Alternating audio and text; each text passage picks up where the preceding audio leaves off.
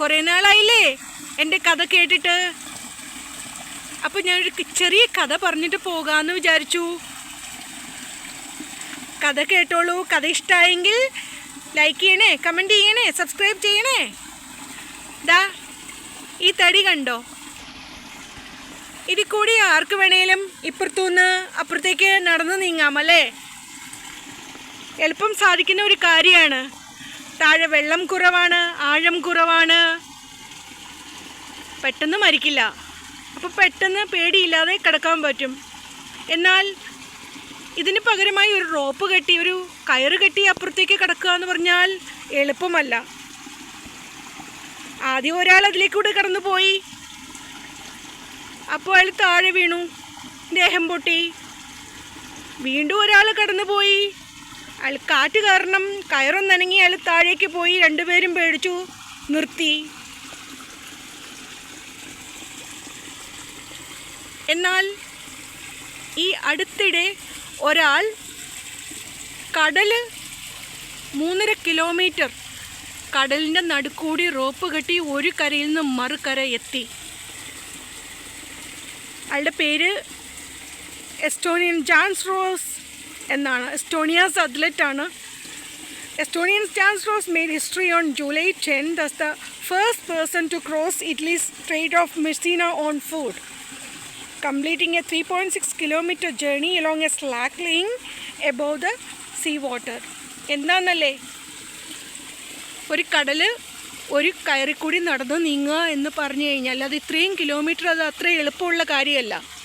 നിരന്തരമായ പരിശീലനം അല്ലേ വേണം. അതുപോലെ പേടി ഒഴിവാക്കണം. കോൺസെൻട്രേഷൻ, ഒന്നിലേക്ക് മാത്രം ശ്രദ്ധ തിരിച്ചുകൊണ്ട് മൈൻഡ് ഡിസ്ട്രാക്റ്റ് ആകാതെ നടന്നു നീങ്ങുക. റിസ്ക് ഏറ്റെടുക്കാൻ കഴിവുള്ളവനെ ജയിക്കാൻ കഴിവുള്ളൂ.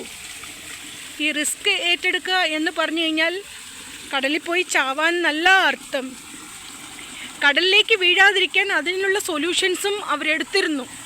മുകളിൽ കൂടി നടന്ന് നീങ്ങുമ്പോൾ, പ്രാക്ടീസ് ചെയ്യുമ്പോൾ അരയ്ക്ക് കയറ് കെട്ടി താഴേക്ക് വീഴാതിരിക്കാനുള്ള അഡ്ജസ്റ്റ്മെൻറ്റ് ഉണ്ടാക്കി താഴെ ബോട്ടുകൾ നിരത്തിയിട്ടു. അഥവാ എങ്ങാനും വീണ് കഴിഞ്ഞു കഴിഞ്ഞാൽ അതിനുള്ള സൊല്യൂഷൻസ് അവർ കണ്ടെത്തി.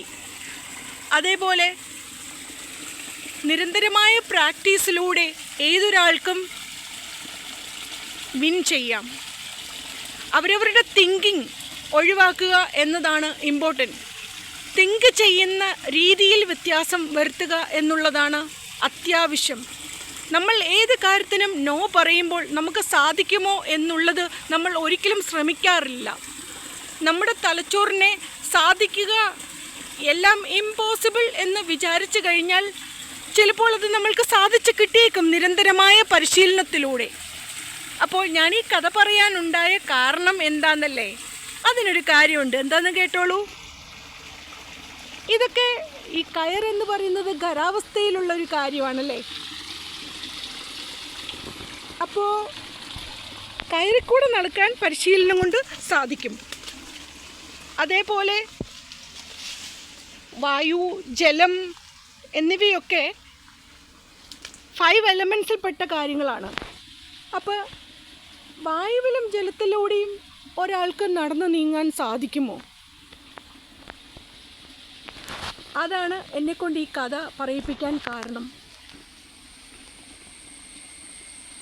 അങ്ങനെ ഒരാൾ ഉണ്ടെന്നാൽ നമ്മുടെ ചരിത്രത്തിൽ അത് പറയുന്നുണ്ട്, ആ മഹാനായ മനുഷ്യനെക്കുറിച്ച്.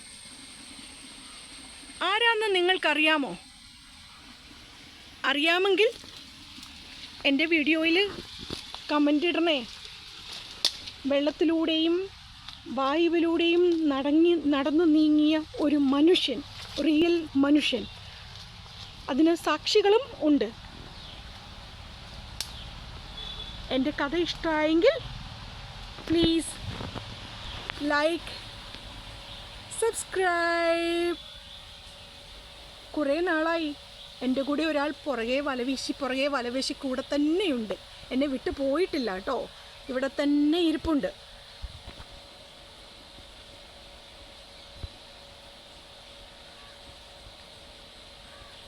കണ്ടോ ആളെ?